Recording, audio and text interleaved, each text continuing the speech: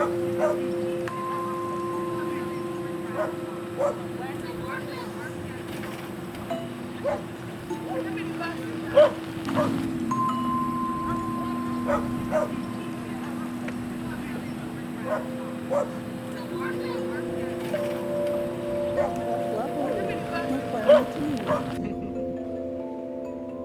don't even know if I could. Do you play the middle or the top?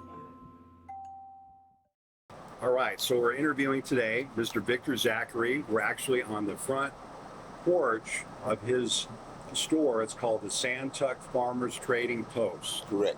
And we're in Marvell, Arkansas. My name is Paul Ortiz, University of Florida. Samuel Proctor Oral History Program.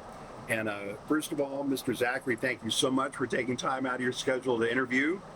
Yes, sir. Yes, sir. You're very welcome, and I'm glad that you're here. Thank you. And Mr. Zachary, you've been talking about the condition facing black farmers. Do we want to start there? Like some of the struggles that black farmers have had in Arkansas? Yes, sir. I began farming.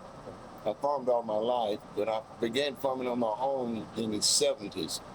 And there was a lot of other young black farmers like myself that had farm history, and they wanted to farm too.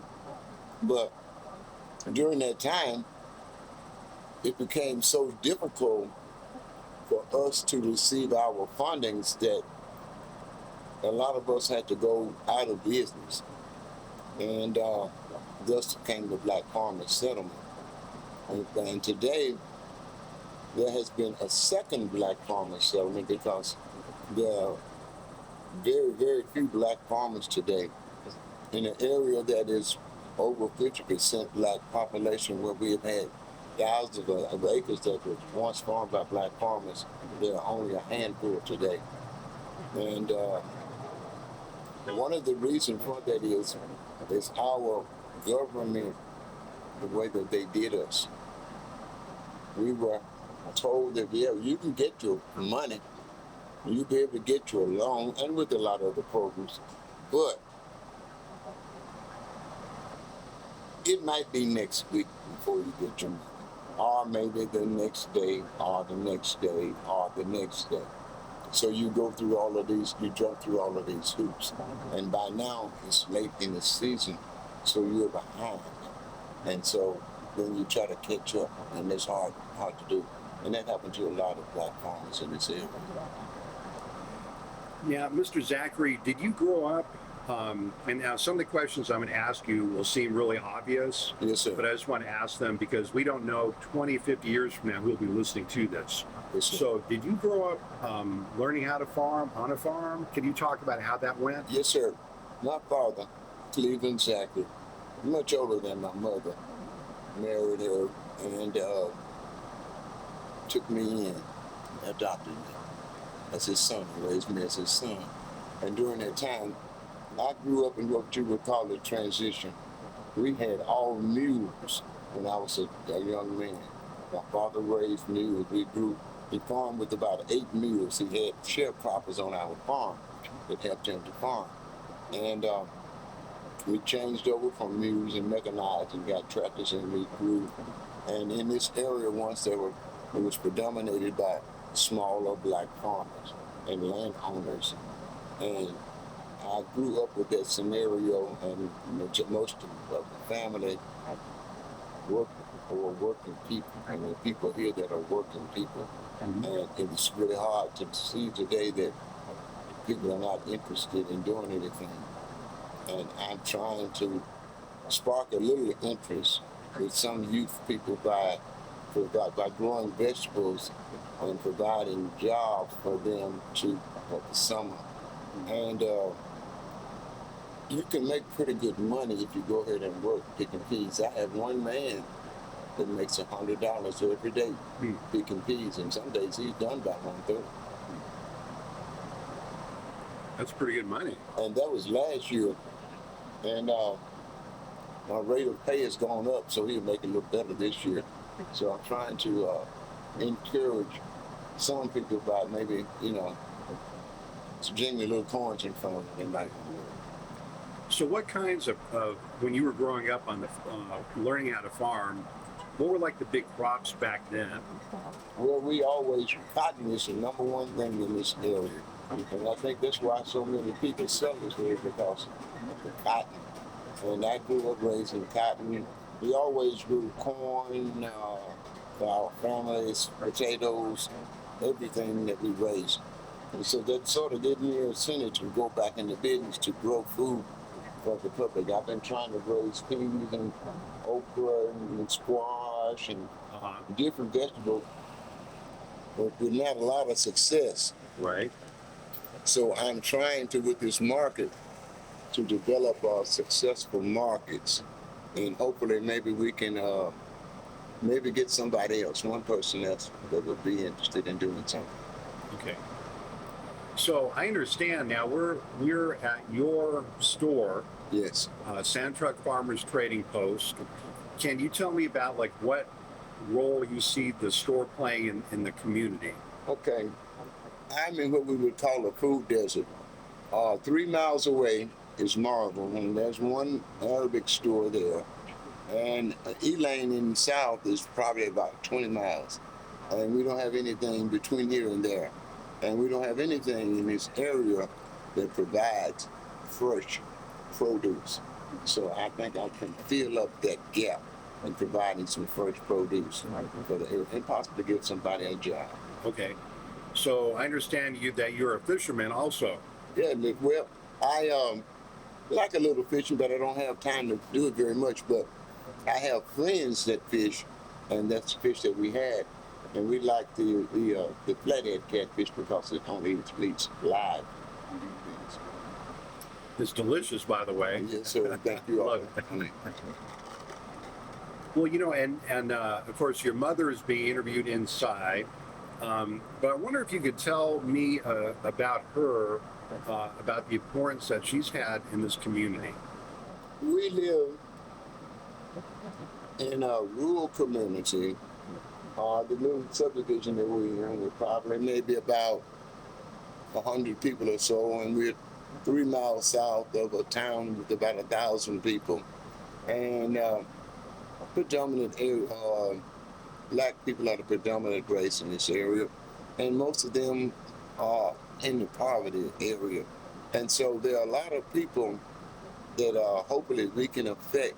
Some of the children might want to, because now I had a little problem with the Department of Human Services and about work, because if you're old enough to pick some peas, you can pick them with your mom and dad.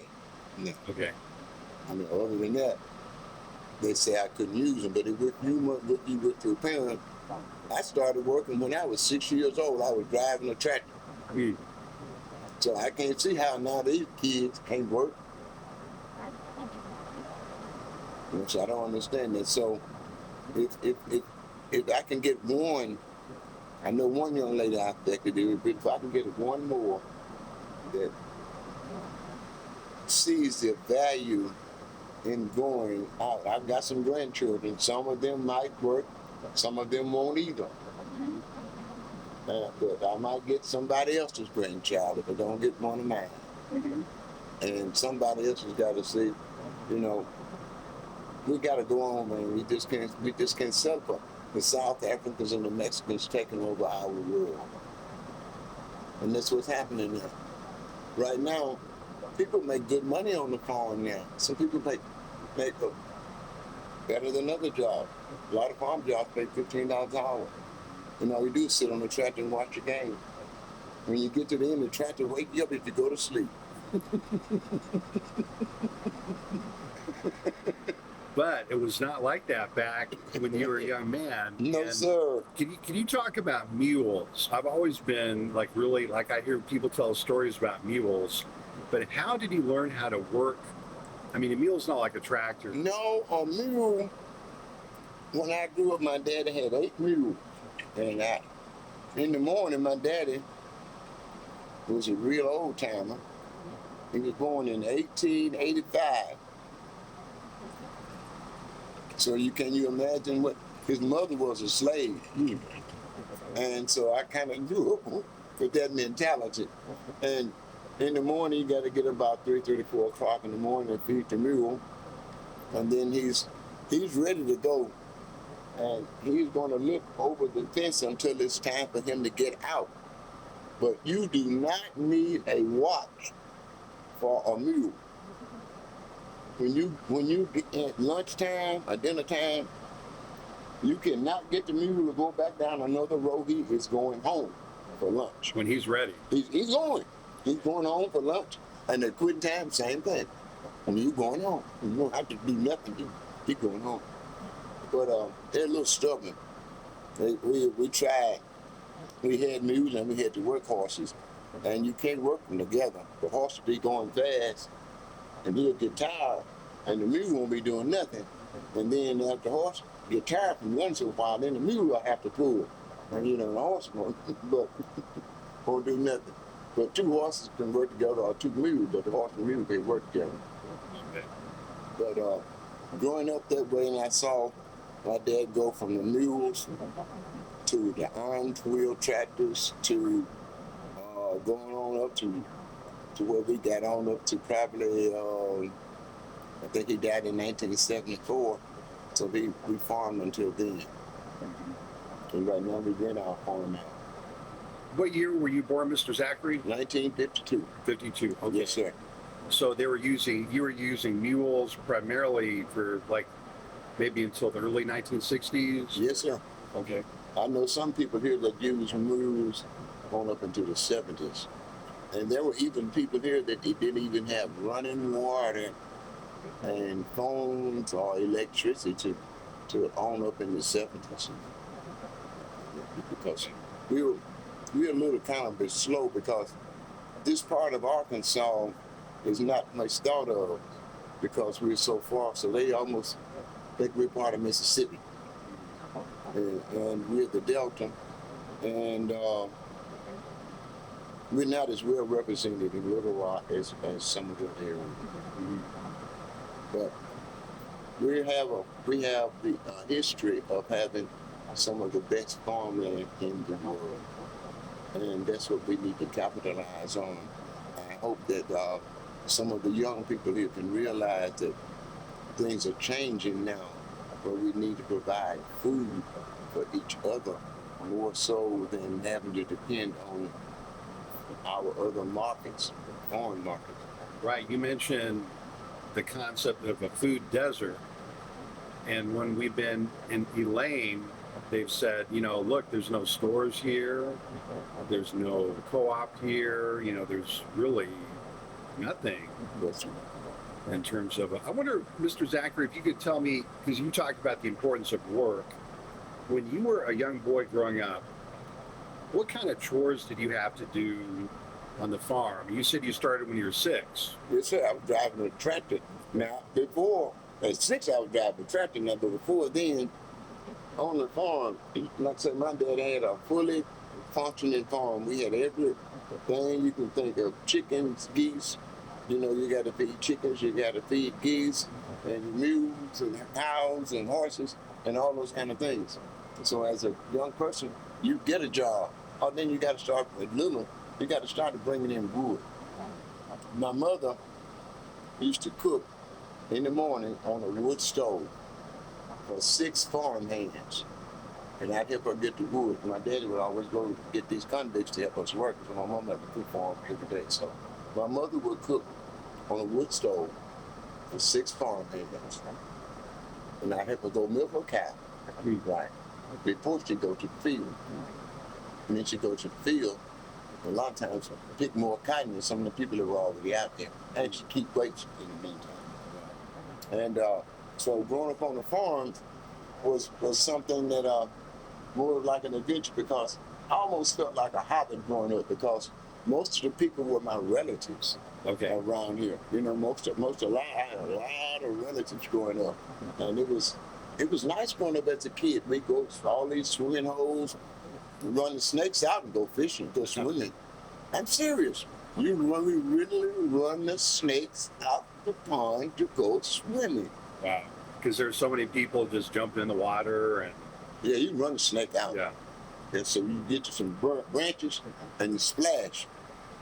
Then the snake run out and we swim. Yeah. But growing up on the farm here was a good adventure. I have a lot of friends that have grown up here, and I think it was a good lifestyle for us because there were things that you learned that you could carry over to other things in your life.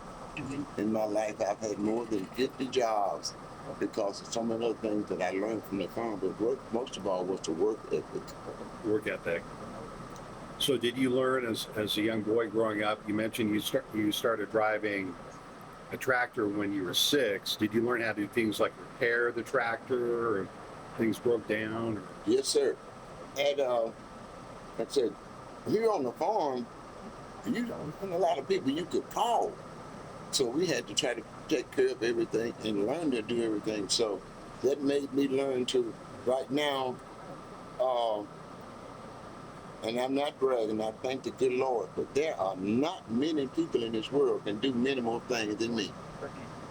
I can do electrical, plumbing, wiring, carpentry, welding, concrete, steel, thick pipe, tie steel, machine work, and drive his equipment. So the good Lord, and a lot of those things I picked up from working on the farm. Right. Well, it sounds like they can use you with this water crisis they're having. Maybe lay some pipe. Yes, sir. We are in an area here also that I believe it's on the cusp of growing because there are so many possibilities that we have here that are not being explored. And with people like Dr. Olson with you and some others, I think that we'll be able to get some growth and make some changes. And my mother's been an advocate for change all my life. I've been working with her, and some of the things that I've seen her do, it really kind of made me have a trust with her because I've seen her try so hard and struggle so hard, and then the people behind her, they're doing something completely different, and they're trying to tell her one thing, but when they get behind her, they do something completely different. And so it really causes you to have a kind of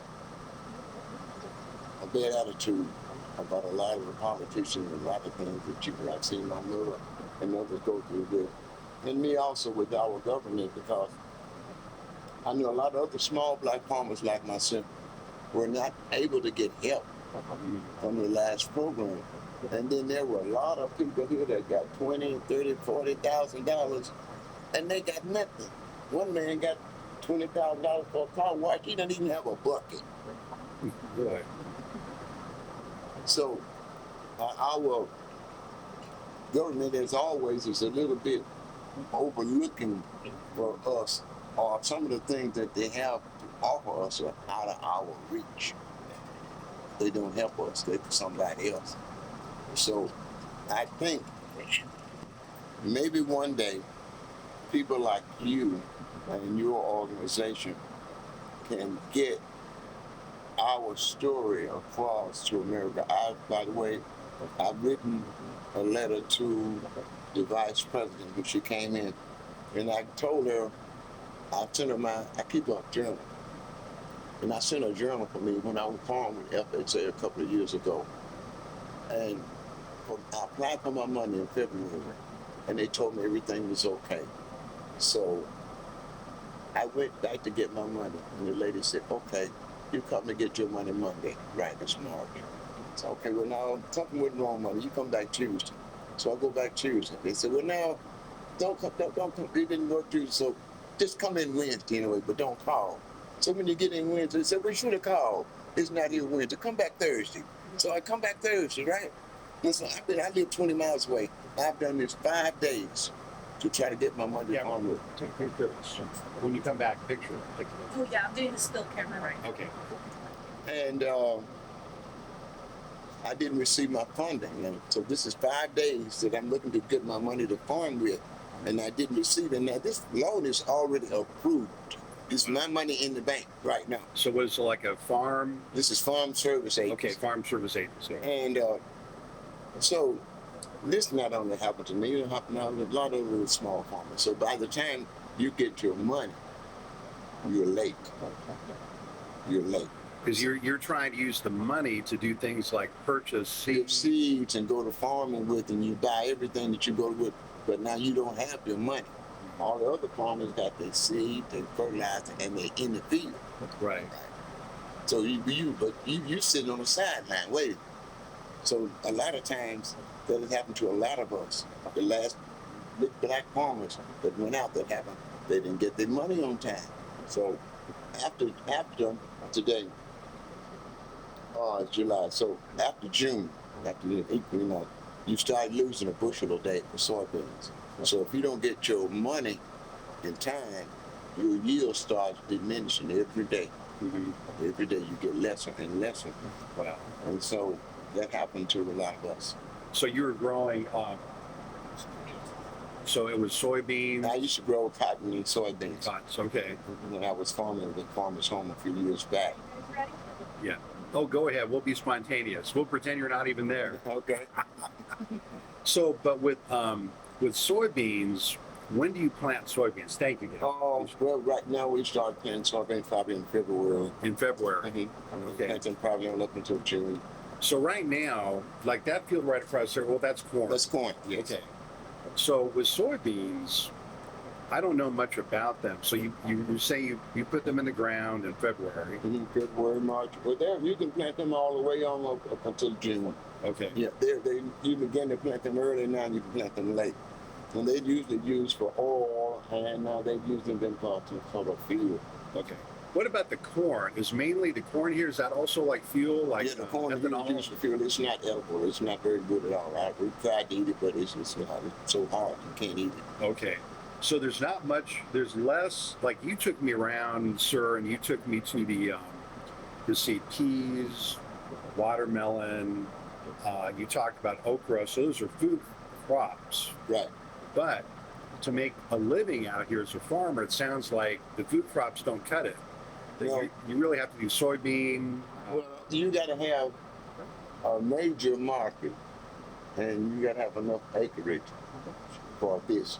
Now, this is something I've been dabbling with for the last 15 or 20 years, trying to get the right market. And you got to have refrigeration, and you got to go through so many things in order to achieve that.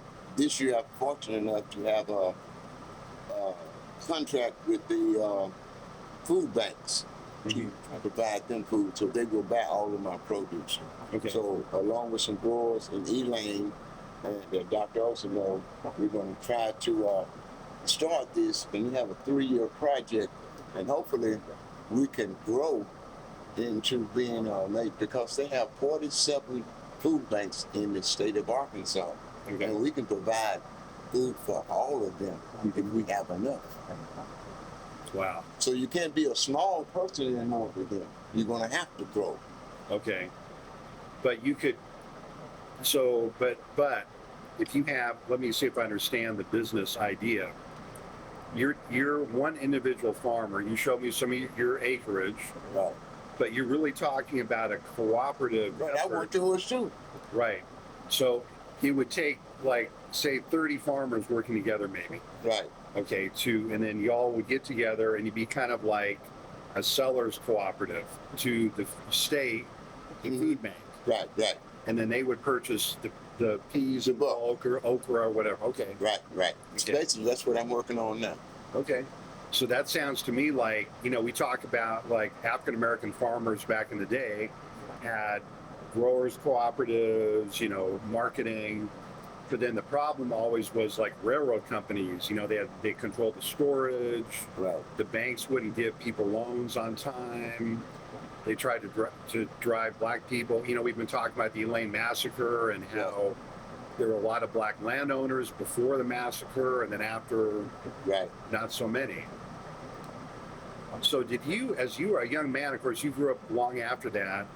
It sounds to me, though, that in terms of trying to get a loan from the state, and they're loaning money, obviously, to big farmers. We've seen 3,000 acre farms here.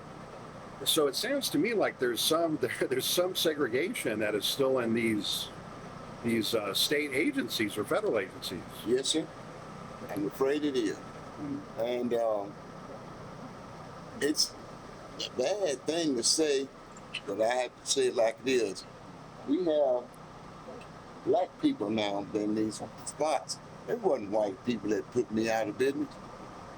It was some black people that wasn't worried about nothing. They didn't think about anything or anybody, and they did crooked stuff. I mean, they didn't. A lot of things that they did just were illegal.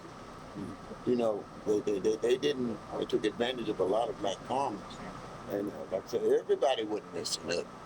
There's some people that messed up. Some people did, but everybody did.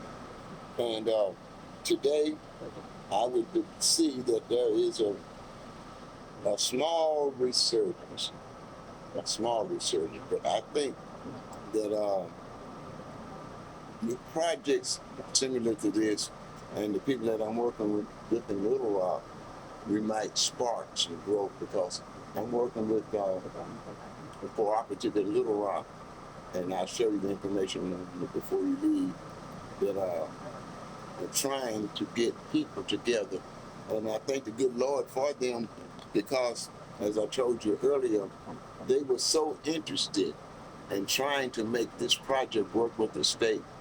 They gave me equipment. I have over $40,000 worth of farm equipment. You know, that the people say, listen, just use it. And I was going to lease it from them. If you know, don't pay us, buy seeds and give them away. Give them away. So wait a minute, I'm thinking, are these people crazy?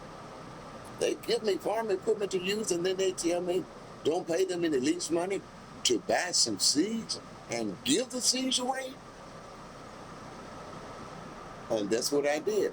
And so I've given several people at Elaine seeds and some other growers. And so that's what we're trying to do, establish something that we can get with the state and make a difference. So there may be, it sounds like there may be a little more interest possibly in farming right now than. Just a little bit, and it's getting a little bit better. We're getting, I'll give you an example. With the project that we're dealing with the state, where normally I was only able to get $1, maybe $1.25 for my peas per pound. I can get $2 and $2.50 with them, and that's the money where I could see, you know, I can figure out where I'm coming from with that, and it'll be continuously. Okay. And I think if some people know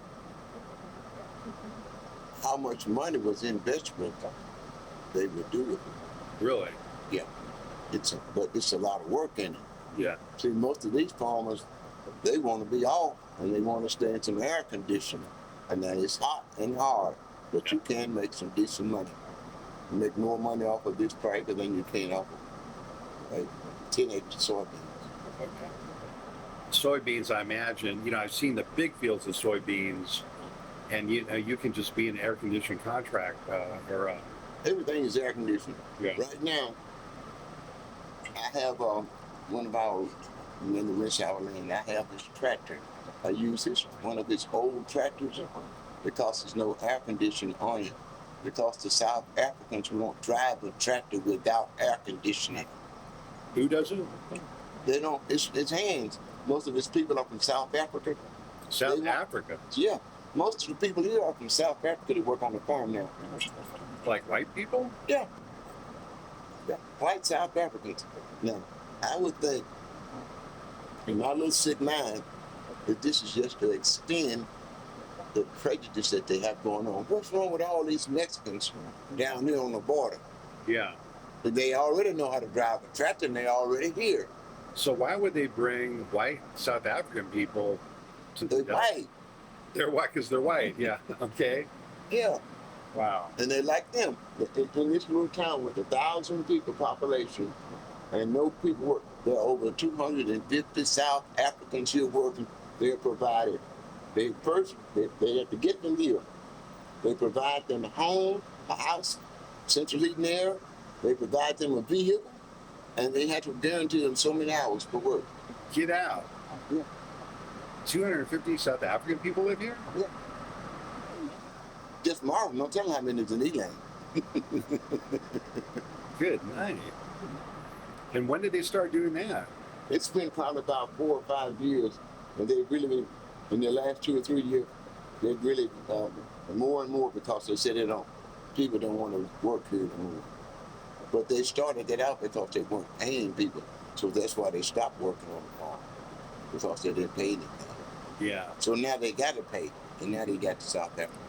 But they don't use many Mexicans except for the sweet potato farmer here. He uses Mexicans, but because the South Africans, they don't work like that. Yeah. They want to be in the air conditioned. America was starved to death if it wasn't for Mexicans. You know, and I don't know why we got something against them. I know. Yeah, no, they work. I know they work really hard. I mean, I used to work with United Farm Workers, and you know, back when I was younger, I just finished. You know, I was union president for the faculty union, University of Florida, but I came up through the farm worker movement, and I remember, like, when I was a kid growing up. So I worked on the farm, but never full time. So, but I did learn how to, you know, milk cows and work with horses. The farmer, my daddy farmed us out, and they called it back then. I grew up in Washington State, and it wasn't a big farm, but that, you know, that's where we learned how to drive because we didn't have a car growing up. 4 on the floor, old Ford 1942 flatbed, and yeah, most of the farm workers were Mexican or Central American. In the, you know, this was the 70s and 80s.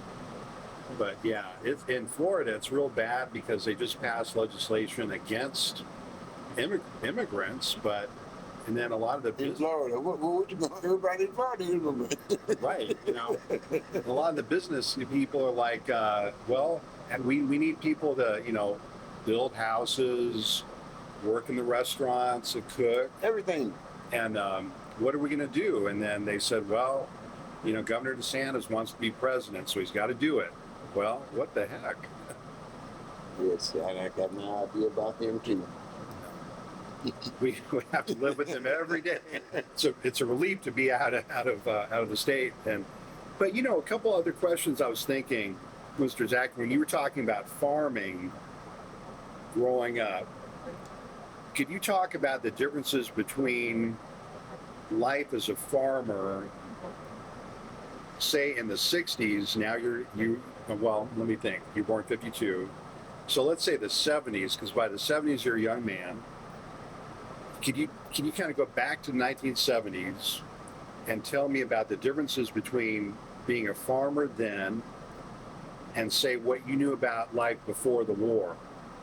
In the 70s, were a change. I was coming out of college, and I decided to farm on my own. So we had a lot of people in my generation that were born to farm on their own. And which college did you attend? I'm 70 years old. I mean, which college? I went to University of Arkansas, Pine Bluff. Okay. And there were a lot of people there that wanted to go into agriculture. But like I said, we had a lot of stumbling blocks. And a lot of our parents saw the issues that we faced here. So they urged us to go get educated, get a job, and go somewhere else so you can get away from some of these prejudice things that these people have going on here. Yeah. And you can live better or live a better life. And that's one of the reasons why so many people left the farm here, because our parents told us to get educated and get away from the farm, because at that time they didn't pay very much the farm, because my dad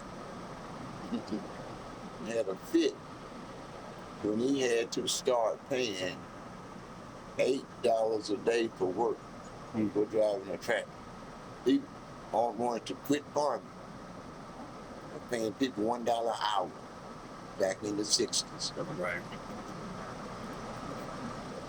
And so today, now we get a bunch of money per hour and less or no work.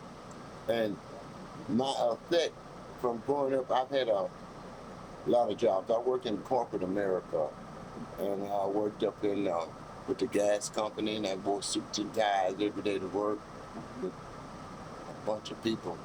And I still look back to my farm and could see some things that brought me to corporate America and brought me through corporate America that I learned on the farm.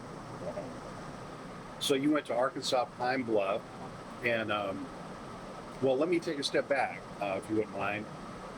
Can you talk about some of that prejudice as a young boy grew up, and like what you saw and what your parents talked to you about? Well, I was a part of it. I was in a lot of marches when I was with the at that time A&M College before we went to the university.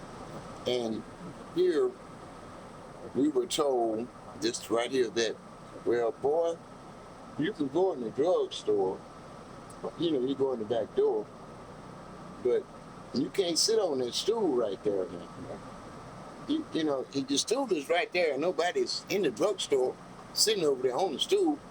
You can get over here on the counter and kind of lean over on the counter. I went over there one day, tried to sit on the edge of the stool. I didn't sit all the way down. The man came, boy, you know better. Nobody in here. But, you know, it wasn't for black people, it was for white people. I could never understand that. Why would it make a difference between this stool right here and me standing up over there? Yeah. But the good Lord has opened my eyes to experience so many things like that. I had a job in West Memphis once, in an apartment complex, and everything was being demolished, and everything was going out the way. So every day on this job, somebody was getting an old stove or refrigerator. I mean, every day, 8 or 9 people were doing this every day. Okay. And so one day, I got one, and I went when the white guy got one, right? We both got a stove. We both loaded in our van. And we went back to work. The black lady came back and said, I stole mine. Now, the white guy standing beside me with one too. Well, now they want to prosecute me. And the guy standing with me said, he's up there crying because, wait a minute, I did the same thing he did. Nothing happened to me. And I've experienced that a lot in this area of life, but it makes a lot of people bitter, but thanks to the good Lord, I found a reason to try to go stronger and try to make somebody else life better for somebody else. And if I can do that, life will be better for me. What were some ways that your parents tried to protect the children from that prejudice?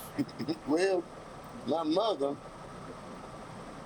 she's always been a giving, loving person. White people were scared of my daddy. My daddy would whoop a mule. I mean, my daddy was one of the kind of people that you was grown men were scared of my daddy. He was so mean. So, I mean, he wouldn't even tell us on what I was going to do growing up, because I went on did it because I know he was going to knock me out if I didn't do it. And I grew up around strong-willed people like that. My grandmother, if you ever seen the movie, Tyler Perry's movie, Mud Deer? Oh, yeah. Okay. Well, my grandma made Mud Deer look like a sissy. She carried a pistol for real. Nobody bothered her, but she taught us about being proud of what we had. And whatever you do, you try to make it good. If you got an old pair of shoes, keep your old pair of shoes clean. But, you know, and we learned so many things on the farm about life that we didn't know we were learning as we were growing up. Like what? How to treat other people. My parents and my grandparents way back in the 50s and 60s, had white friends. White people that come around and visit us. My grandfather took care of people that were less fortunate. My grandmother made butter and milk and sold it and helped people. And so those things that are kind of instilled in me. So I can't do any other way but to try to help people and try to grow. And because I know the good Lord has a way of bringing it all back to me if I can give that away. Did when you were growing up, now you mentioned that, was it your father's grandmother had been in slavery? Yeah, my father's mother was a slave. Mother, okay. Were there stories about slavery that elders told that you remember as a young? Well, my father told me that he came here on a raft. He and his mother came on the raft with some people about 3 miles from here that were kings and with an attorney's family. And he grew up really hard. And those things kind of kept with me because I didn't want to have my children grow up in some of those issues. I have 2 children, and thank the good Lord, they all right. But growing up here was not all fun. We had a movie theater, and that was one of the advantages that the black people had because we got a chance to sit upstairs at the movie theater back in the 60s in Marvell until they closed. Okay. And the white people sit downstairs. And them guys would always get these balloons. They put water and other stuff in the balloons and throw them downstairs. Okay. But They thought they were segregating you, but you turned it around on them. yes, we turned it around. But our area has been known for, as you've been in Elaine, you've discovered a lot of this. You can kill your mama down here and get off if you know the right person. That's all you need to do is know the right person. You can kill your mama and never go to jail. Never leave home. You know the right person. And that's the way a lot of it, and even that way, it worked that way with the banking system with a lot of the black farmers. We had somebody will call and say, don't let that boy have no money. And you know, they can't let him have no money because Mr. So-and-so said he on the board and he got a lot of money. So we got to do what those things said. Our society here has been dominated by greed and mostly as a lot of other areas and control. People have control issues and they're not going to do so. What we're looking to try to do now is this little party we have, there's a lot of pieces. I can't eat no whole pie. And so why you have a piece of pie and she have a piece and we all have a little piece of this pie. And I think it'll be better if everybody got a little piece of pie. Right. I think so, but like you're saying, it's interesting. We did an interview this morning up in Helena. We interviewed the he's the editor for the newspaper up there. Mm-hmm. Bagley? Yeah. And so, we asked him a couple questions about economic development, and he just said, people are just leaving the area. Yes, sir. If I asked the money, now, it would take a little bit. I tried to get $100,000.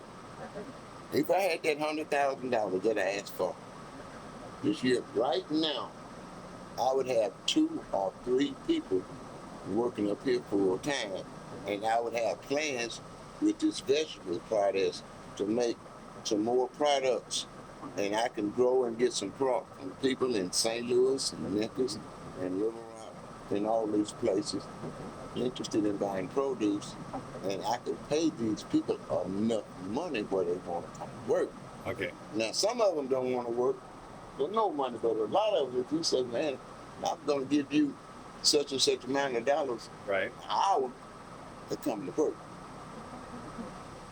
And then I will make the job where it's not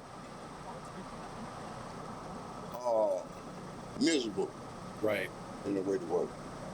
Now, some people won't like to work, and I don't care what you do, but you will find somebody that's worthwhile and want to do something. And that's the ones I'm looking for.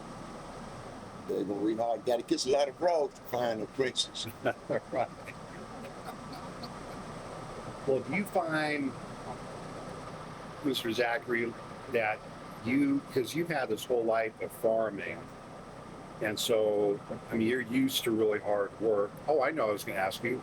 You mentioned earlier that for a time you did like corporate work.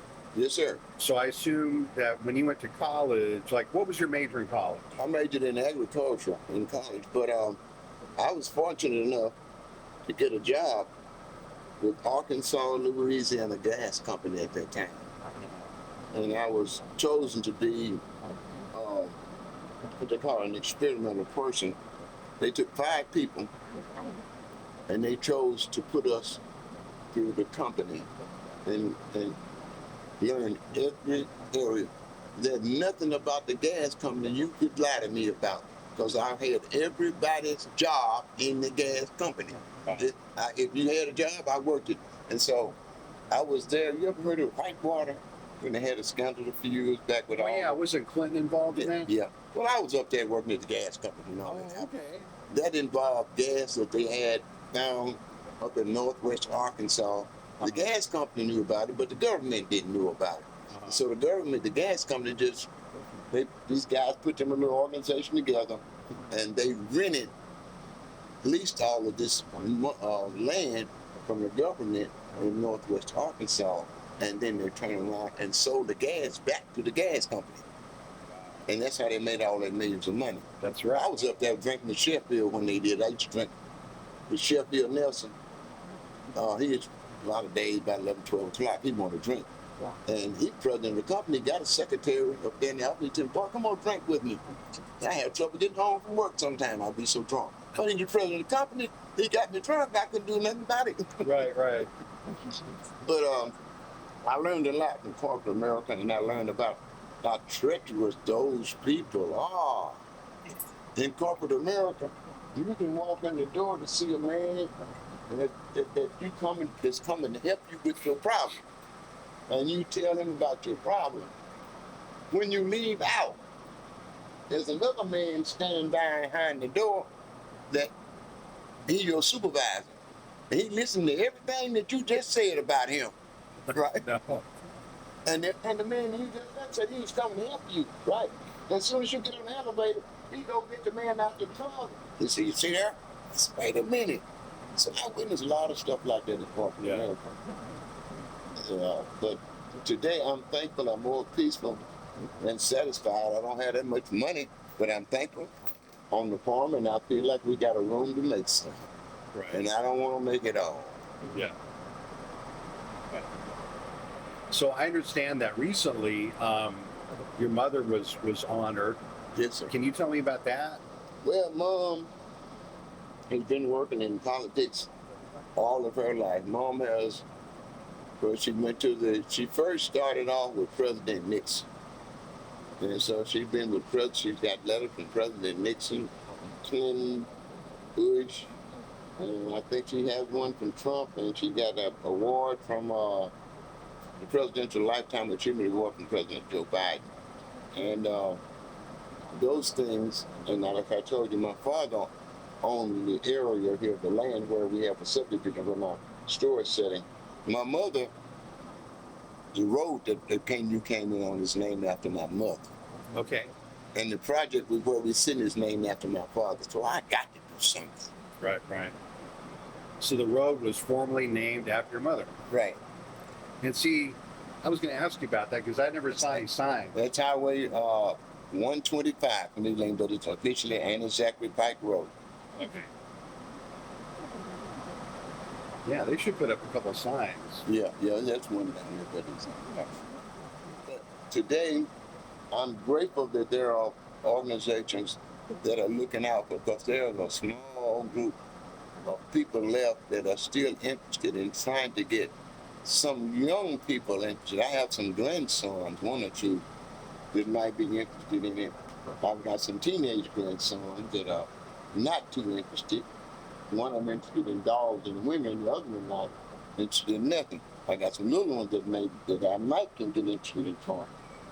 And hopefully, if not them, maybe somebody else.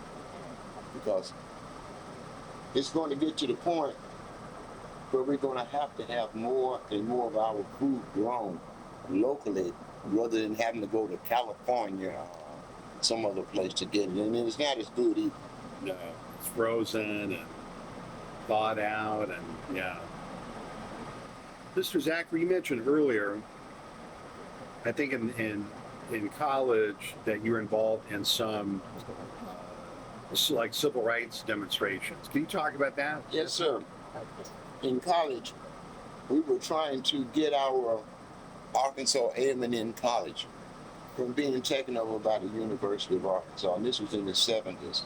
And during that time, we had marches, and one time, we planned to have a march in downtown Pine Bluff. My cousin was on the college, on the student board. He was a treasurer. So he was on to do a speech downtown.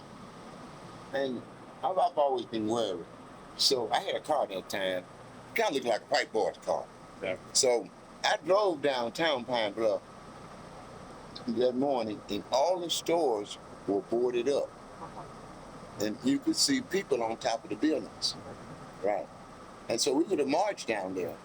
And I went back and told my cousin, man, don't go because they got people on top of these buildings and all these stores closed, Yeah. and everything is boarded up. And they waiting for us to march down there.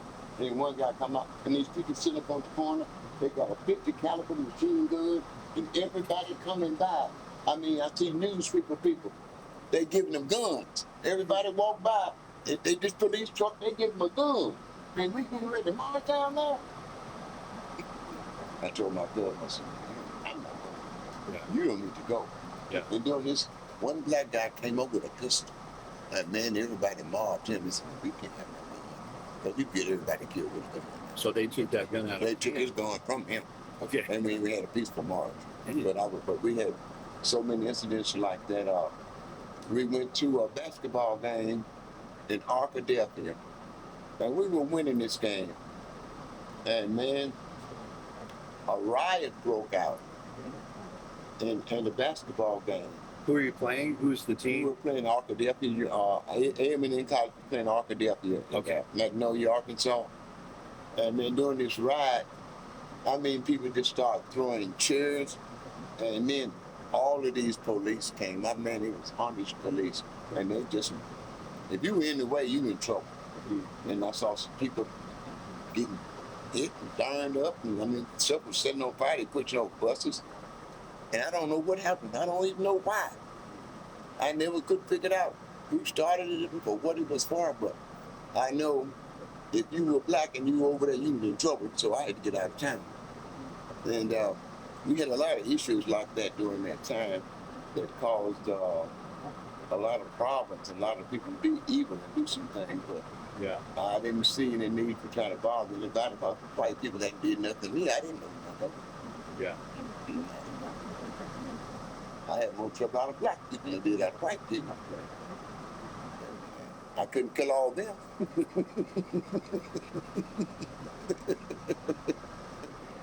Were there national, like civil rights leaders that you admired back then? Yes, sir. My first cousin married to, she's in Chicago. And her husband was Jesse Jackson's pastor, and I always kind of admired him because he worked with Dr. King a lot. And then we got our people like Miss Bates, Daisy Bates in Little Rock. And then I'm with the Civil Rights Queen in all the time, so I didn't have very much to do about that because she was always working for somebody, you know. I can remember way back in the 50s and 60s, We used to carry people food during the winter. And, you know, not just black people, white people too. You know, the poor white families, she cared for them like she did poor black families. So by caring for them, you mean like helping them with food and things? Yeah. We would go through the community and pick up food 2 years ago.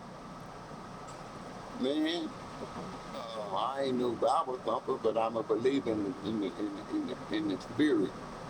And it put something on my mind that you need to go help somebody in Florida. Mm-hmm. You need to go, not Florida, to Louisiana, behind the hurricane. You just got to go. Right. You got to go to Louisiana. So I got me the idea to give me I'm a hurricane helper. That's right, that's my name. I went and got the county judge.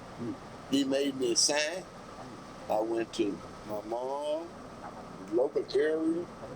I went around here, this guy down here, he gave me a trailer.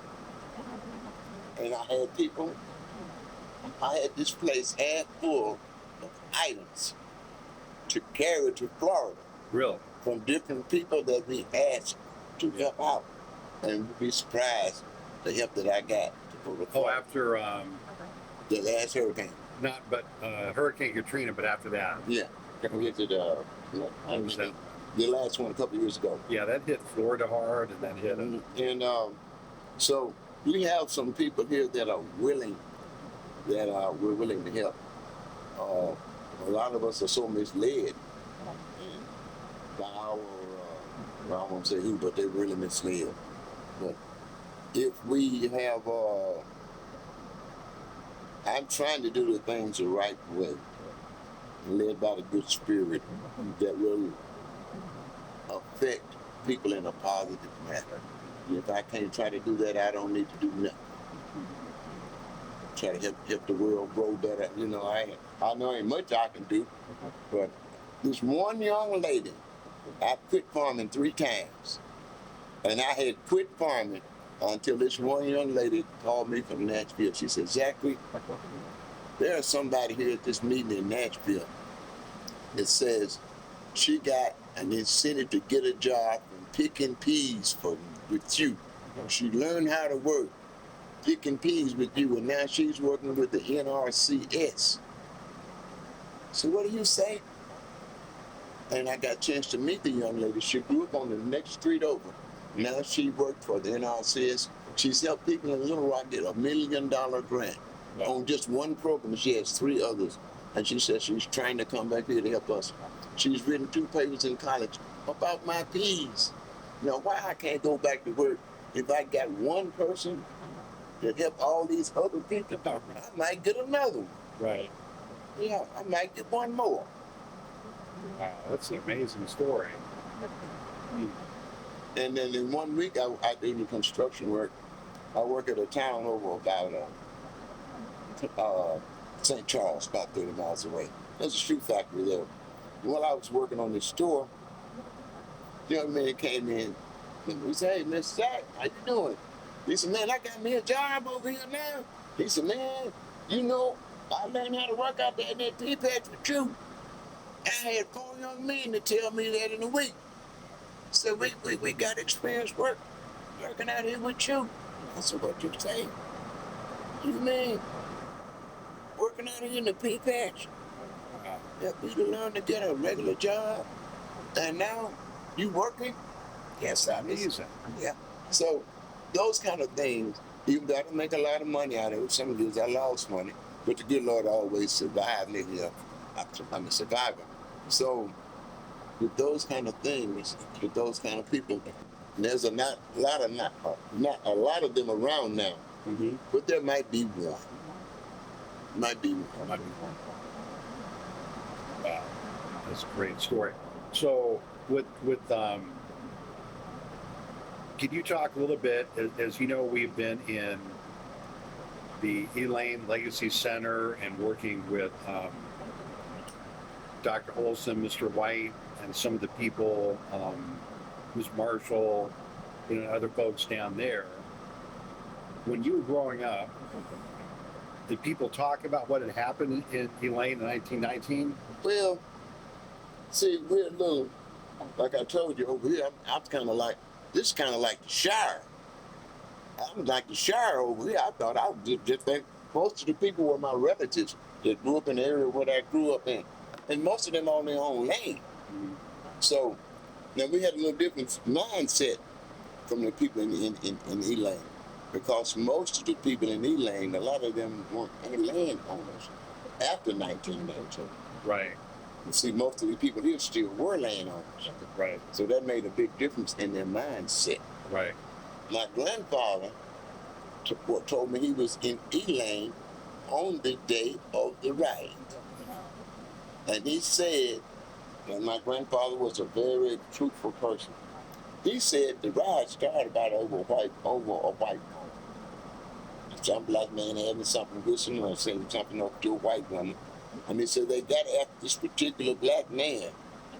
He was smart enough to get away from them and went out in a cotton field, got on him a stump, and with his 22 16-shot rifle, he killed 15 white people. Fall out of that cotton field and got away, came on up Deep Creek, across the bridge back down over here by Trenton, and caught a train up here and got away. That came from my grandfather. And so in our area, we didn't go to Elaine a lot. We didn't know a lot about it, but my father's brother was there. And I can tell you one story my father told me about Elaine in the 1921 flood. He said the flood that hit Elaine was so devastating that he lived in a house that was built on an Indian mound, and the house was built on stilts. He said it was tall enough for you to walk under. And he said when the flood came in 1921, so there were two floods. He said it was so devastating that everybody had moved out except him. He said he's paddling a boat now from below Elaine all the way to Walnut Point, about over 10 or 12 miles in the water. And he said that was really, really devastating. And those kind of things that made people move. And he's also, they set up a tent here in Marvell, tent city, and it was really bad thing because everybody had to move in the flood. Yeah. Yeah.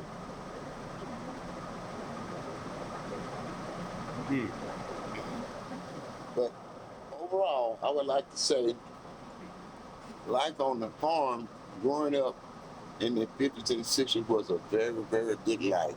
There were a lot of young men and a lot of families that grew up here, and we were very well connected. We believed in helping each other. We were community minded. We were trying to do things to promote each other, to grow vegetables. Yeah. But somehow along the line, our education or whatever, we lost touch with some of those with each other. Because back then, your parents taught you how, like you mentioned, your mother, she would help people in need. It sounds like black farmers worked together back then to help each other out. Right, we did. Yeah. If somebody was sick, what we would do, other people would get together and say, well, we're gonna go over there and help him this week. So sometimes 2 or 3 different families would get together and go and help one whose cotton didn't need chopping out. We'd go help him chop his cotton out this week. Okay. And we did those kind of things growing up. Now you can't get an aspirin from anybody. And then you got a bottle of pool. All you got to do is give me one. Yeah. Well, yeah, because it sounds like people really understood that to make a community work, you had to work together. Right, right. And we have a few people here right now. The guys, people next door, right down the street. We all work together. And I have a few, I got a few. Now, what I'm looking at now, the good Lord made me with red blood and you also. So just because our skin tone is different on the outside, I don't see all of that. One of the people that helped me the most is white. I got some other white friends that I can use their coolers, right?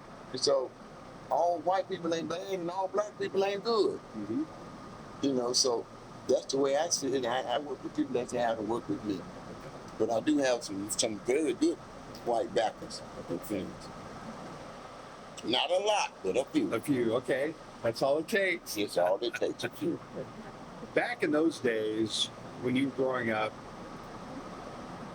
were there a lot of, what you call it, like the Masons, the Elks, the Yes. Scythian, like lodges? Yes, yes. We had a lot of groups. The Masons, the Eastern Star, those kind of organizations prompted us to be better and to grow and to try to strive. But here in, as within a lot of other things, I used to be in those organizations, but they got to about money. They stopped helping people. All they want to do now is just pay, and the money doesn't go back to the community. And you know that, and then some of our churches got the same mentality. They just pay in, but we need to help out the people that are here. And Dr. Olson told me she had a vision, and I have that I'm going to feed a lot of people, and I plan to feed as many as I can. And hopefully, in another year, the Arkansas Food Bank told me that they will need tons of sweet potatoes, tons. So, Well, you can do a lot of things with sweet potatoes. so I'm trying to get some other growers in, and there used to be a lot of black growers here. Black people started sweet potato business, but we were pushed out of it. And now there's one white farmer that has about 600 acres of sweet potatoes, and he got about 70 or 80 Mexicans working for him. So I don't see why we couldn't get a piece of that pie. Right. Yeah, that's a great crop of sweet potatoes. Yes, sir. You can make a lot. You can make just about any kind of food with the sweet potato. We want to, and then they're durable, and that other things with the food bank, like with my peas, they got to be refrigerated. They can only be kept so many days. But with the sweet potatoes, no refrigeration, and they can be kept a long time. So we're going to try to concentrate another year on growing the sweet potatoes. Hopefully we can get them enough to where to make a dent in what they want. Yeah. And what I would like to do is try to have other small farmers to go in with mine. You know, I want some, and I want you to have an acre. We have to take your acre, and he have an acre, and we can do it that way. Cooperative. Cooperative, yeah. Well, that's what, some of the people in the early research on the Elaine massacre said, that black farmers were beginning to have not only a growers cooperative, but a sellers cooperative. And that's one of the reasons that the white power structure came down. Yeah. Well, if you take away all the other stuff except for a dollar sign, if I come to your house, kill you and all of your family, you got a crop in the field, I got your crop, I got your house, I got your livestock. And all I need to do is go to the courthouse and tell them to change your name off of it and put mine on there. And then they'll do it. And now you got property. So how many people that happened to in Elaine? You just take your stuff. You haven't got to kill you in the family. Yeah. But now, I don't know if that could happen over here.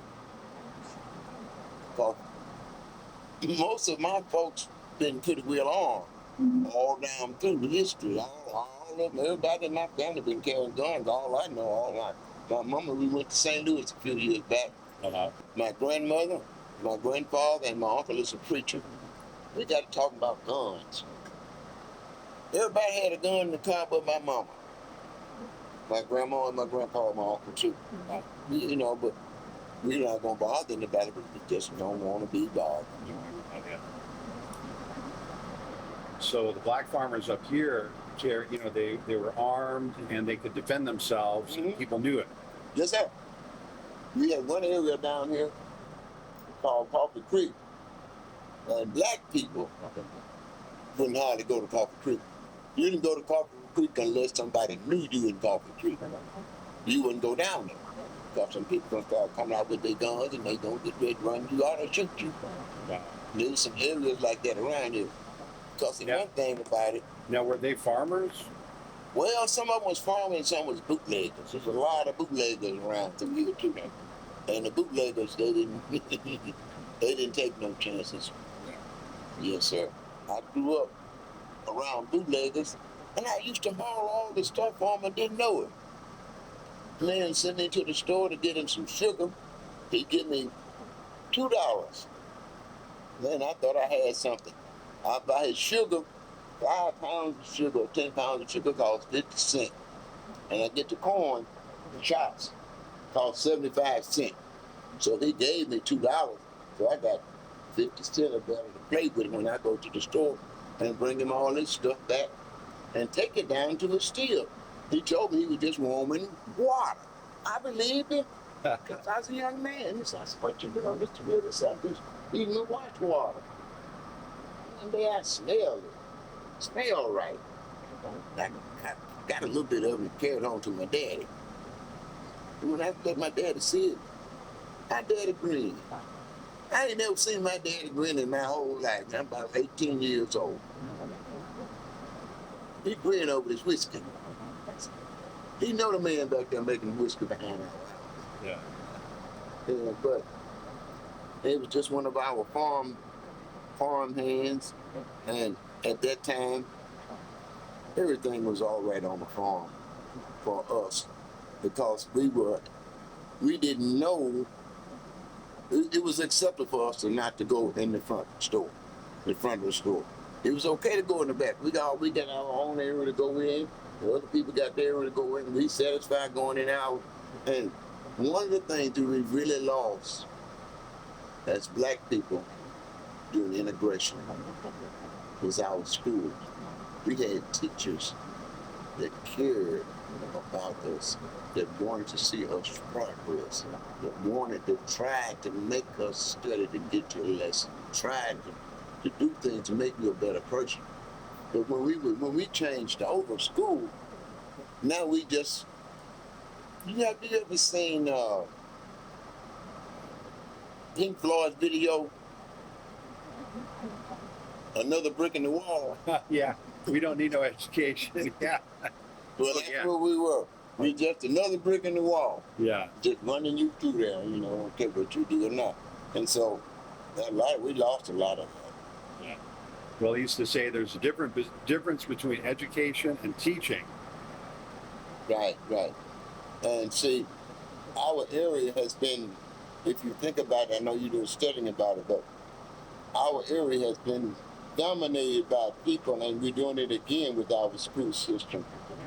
The Lakeview system was closed a few years back because of prejudice.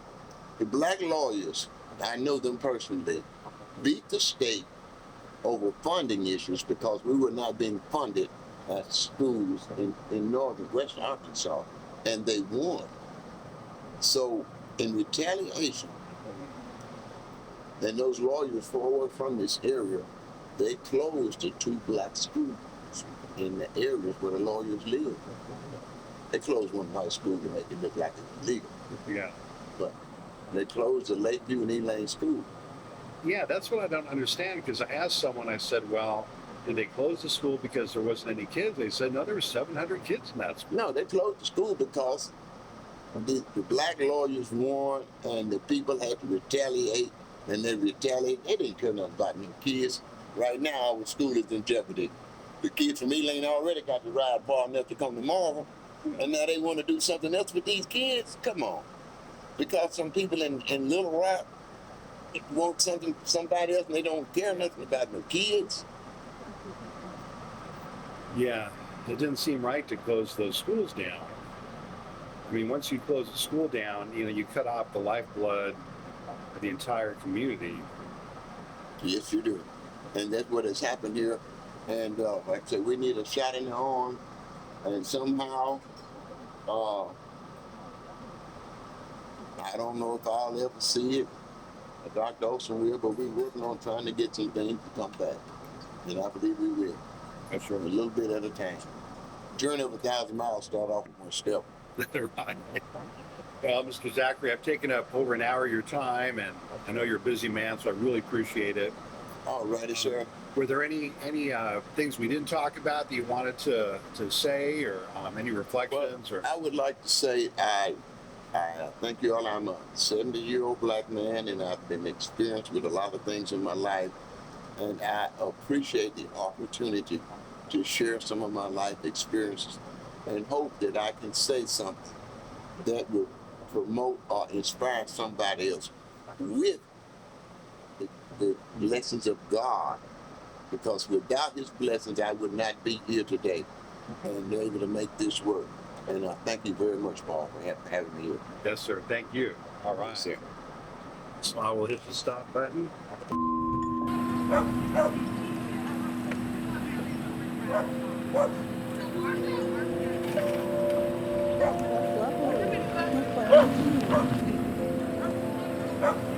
You play the middle or the top? Oh my goodness.